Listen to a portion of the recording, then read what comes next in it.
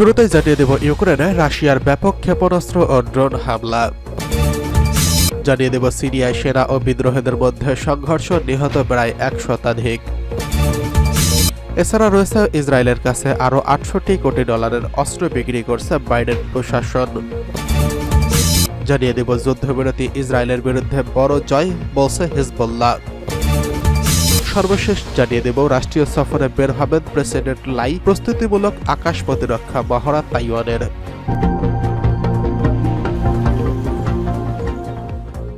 ইউক্রেনের রাশিয়ার ব্যাপক ক্ষেপণাস্ত্র ও ড্রোন হামলা।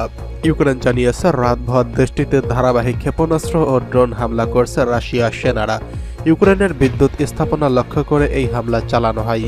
ইউক্রেনের বিভিন্ন স্থান থেকে বিস্ফোরণের শব্দ শোনা গেছে। এখনও খার্কিভে থেমে থেমে বিস্ফোরণের আওয়াজ ভেসে আসছে। ইউক্রেনের বিদ্যুৎ ও জ্বালানি মন্ত্রী হারমেন হালুশেনকে বিদ্যুৎ ও জ্বালানি খাত থেকে সবচেয়ে বড় আক্রমণের শিকার। ফলে এই হামলায় অনেকে এলাকায় এরই মধ্যে বিদ্যুৎবিহীন হয়ে পড়ছে। চলতি মাসে এই নিয়ে ২ বার ইউক্রেনের বিদ্যুৎ স্থাপনা লক্ষ্য করে হামলা চালিয়েছে রাশিয়া। ইউক্রেনের দাবি, জ্বালানি ও বিদ্যুৎ খাত লক্ষ্য করে বড় হামলা হতে পারে সেই বিষয়ে আগে থেকেই সতর্ক ছিল কিয়েভ।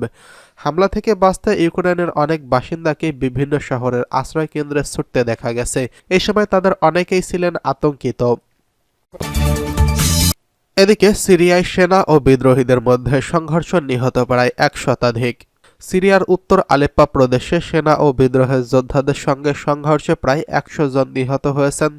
সংঘর্ষে সশস্ত্র গোষ্ঠী হজরত তাহেরি আল শাম এবং তাদের মিত্র বাহিনী সিরিয়ার প্রেসিডেন্ট বাশার আল আসাদের সামরিক বাহিনীর নিয়ন্ত্রণাধীন অন্তত ১০টি এলাকা দখলে করে নিয়েছে বলে জানা গেছে।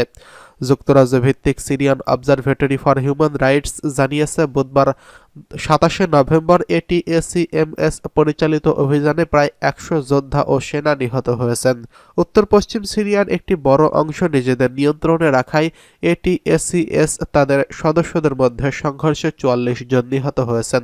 পাশাপাশি মিত্র সশস্ত্র গোষ্ঠীগুলো ১৬ জন সদস্য নিহত হয়েছেন। পর্যবেক্ষণ সংস্থাটি আরও জানিয়েছে সামরিক বাহিনীর ৩৭ জন সদস্য নিহত হয়েছে এবং ৫ জনকে আটক করা হয়েছে। নিহতদের মধ্যে অন্তত ৪ জন বিভিন্ন পদমর্যাদায় কর্মরত রয়েছেন। এছাড়া অস্ত্রাগার, সরঞ্জাম এবং যন্ত্রপাতি ও ভারী অস্ত্র দখল করা হয়েছে। সংস্থাটি বলছে সংঘর্ষে বেসামরিক নাগরিক, যার মধ্যে শিশুও রয়েছে, এবং এরা হতাহত হয়েছে। সিরিয়া সেনাবাহিনীর সংঘর্ষ চলাকালীন শত শত গোলা ও ক্ষেপণাস্ত্র বেসামরিক ও সামরিক অবস্থানে নিক্ষেপ করেছে। এদিকে ইসরায়েলের কাছে আরও ৬৮ কোটি ডলার অস্ত্র বিক্রি করবে বাইডেন প্রশাসন।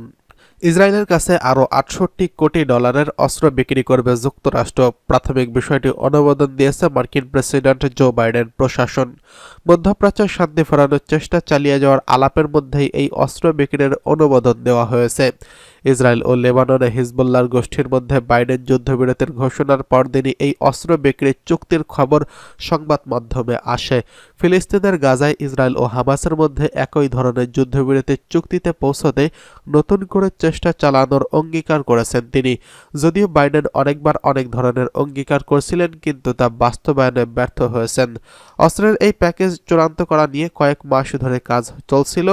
গত সেপ্টেম্বর মাসে কংগ্রেসের কমিটি এটি যাচাই বাছাই করেছে এবং আরও বিস্তৃত পরিসরে আলোচনার জন্য অক্টোবর মাসেই তা জমা দেয়।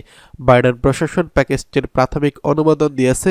সর্বশেষ এই অস্ত্রের চালানের মধ্যে রয়েছে কয়েকশো বোমা ও সাধারণ বোমাকে লক্ষ্যবস্তু এবং নির্ভুলভাবে হামলার উপযোগী করে তোলার কয়েক হাজার সরঞ্জাম। সংঘাত নিয়ে যুক্তরাষ্ট্রের মিশ্র অবস্থান তুলে ধরছে। দেশটি একদিনে যুদ্ধবিরতির আলোচনা নিয়ে এগিয়ে আসতে সহযোগিতা করছে। অন্যদিকে ইসরায়েলের কাছে কয়েকশো কোটি ডলার অস্ত্র বিক্রি করছে এবং ইসরায়েল হামলায় ফিলিস্তিন ও লেবাননে হাজার হাজার মানুষ নিহত হয়েছেন।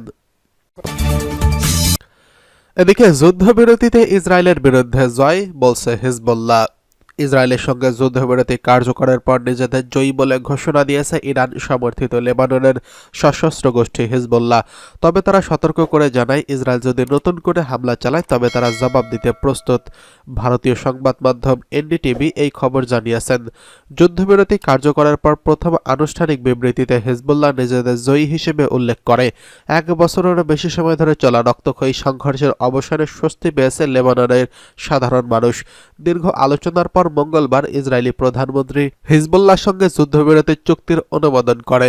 স্থানীয় সময় ভোর 4টা থেকে এই যুদ্ধবিরতি কার্যকর হয়েছে। অন্যদিকে লেবাননের দক্ষিণাঞ্চলে এখনও ইসরায়েলি সেনারা অবস্থান করছেন, আকাশপথে নিয়মিত টহলও অব্যাহত রয়েছে। এই প্রেক্ষাপটে লেবানন সরকার আহ্বান জানিয়েছে যুদ্ধবিরতির চুক্তির শর্ত মেনে অন্যান্য অঞ্চল থেকে ইসরায়েলি সেনা প্রত্যাহার শুরু হোক। ইসরায়েলি সেনাবাহিনীর মুখপাত্র ড্যানিয়েল হাগারি বলেছেন, দক্ষিণ লেবানন থেকে সেনা প্রত্যাহারের আরও অন্তত 2 মাস সময় লাগবে।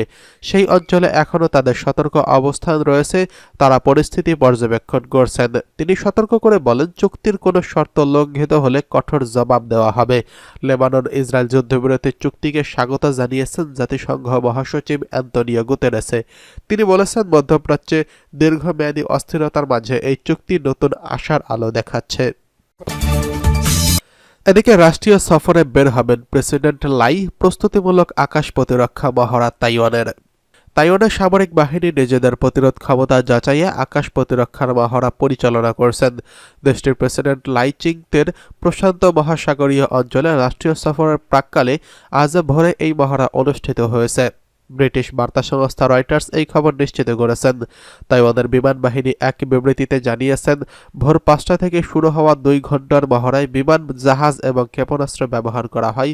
মহড়ার উদ্দেশ্য ছিল বিমান প্রতিরক্ষা কার্যক্রমের সামগ্রিক কার্যকারিতা জোরদার করা। প্রতিরক্ষা বাহিনীর প্রতিক্রিয়া এবং মোকাবিলার প্রক্রিয়া পরীক্ষা করা হয়।